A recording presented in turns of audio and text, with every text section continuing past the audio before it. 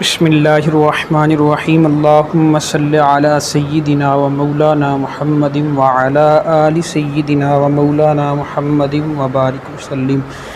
انشاءاللہ العزیز آج ہم الاسلام فاؤنڈیشن کے تحت اپنا سبق نمبر 60 سنیں گے، جو کہ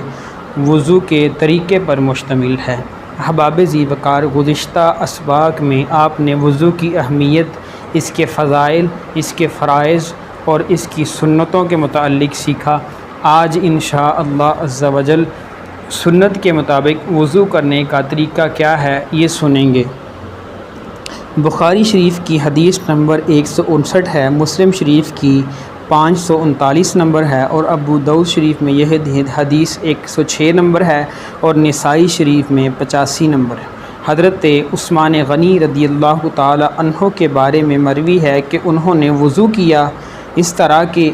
اپنے ہاتھوں پر 3 مرتبہ پانی بہایا، پھر کلی کی، اور پھر ناک جاڑی یعنی صاف فرمائی، پھر 3 مرتبہ اپنا منہ دھویا، پھر اپنا دایاں ہاتھ کوہنی سمیت 3 مرتبہ دھویا، پھر بایاں ہاتھ کوہنی سمیت 3 مرتبہ دھویا،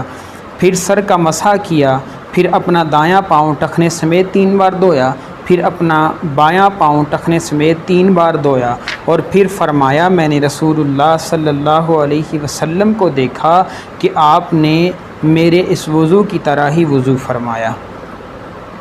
حضرت علی المرتضیٰ رضی اللہ تعالی عنہ کے بارے میں روایت ہے، ترمذی شریف کی 4948 نمبر حدیث اور سنن نسائی کی 96 نمبر حدیث ہے۔ حضرت علی المرتضیٰ رضی اللہ تعالی عنہ کے بارے میں روایت ہے کہ آپ نے 3 بار اعضاء کو دھو کر فرمایا، یہ رسول اللہ صلی اللہ علیہ وسلم کا وضو ہے۔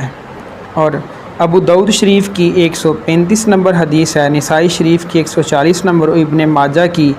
422 نمبر حدیث ہے سر کے مسح کے متعلق۔ حضرت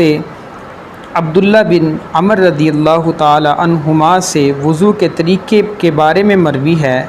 کہ آپ صلی اللہ علیہ وسلم نے اپنے سر کا مسح فرمایا، اور اپنی دونوں شہادت کی انگلیاں اپنے کانوں میں ڈالی، اور اپنے انگوٹھے کے ساتھ کانوں کے باہر کے حصے پر مسح فرمایا۔ آج کل ہمارے نل کا یعنی ٹونٹی کا رواج ہے،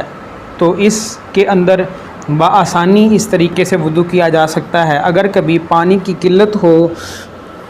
تو برتن کے اندر پانی ڈال کر وضو کا کیا طریقہ ہے وہ سنیے اختصار کے ساتھ۔ مجمع الزوائد کی حدیث نمبر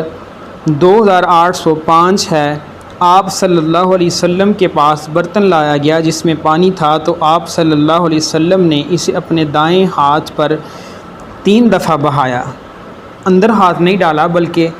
برتن کو ہی انڈیل کر آپ نے دائیں ہاتھ کو دھویا، پھر اپنا دایاں ہاتھ جو دھل چکا تھا اس کو پانی میں ڈبویا، اور اس کے ساتھ پانی چلو میں لے کر بائیں ہاتھ کو دھویا 3 مرتبہ، پھر اپنا دایاں ہاتھ پانی میں ڈالا تو اس میں سے 1 چلو بھرا تو 3 بار کلی کی، اور ناک میں پانی ڈالا اور ناک مبارک کو صاف فرمایا، پھر اپنے دونوں ہاتھوں کو جو دھل چکے تھے برتن میں ڈالا، اور پھر اپنے ہاتھوں کو چہرے کی طرف اٹھایا، اپنا چہرہ مبارک 3 مرتبہ دھویا،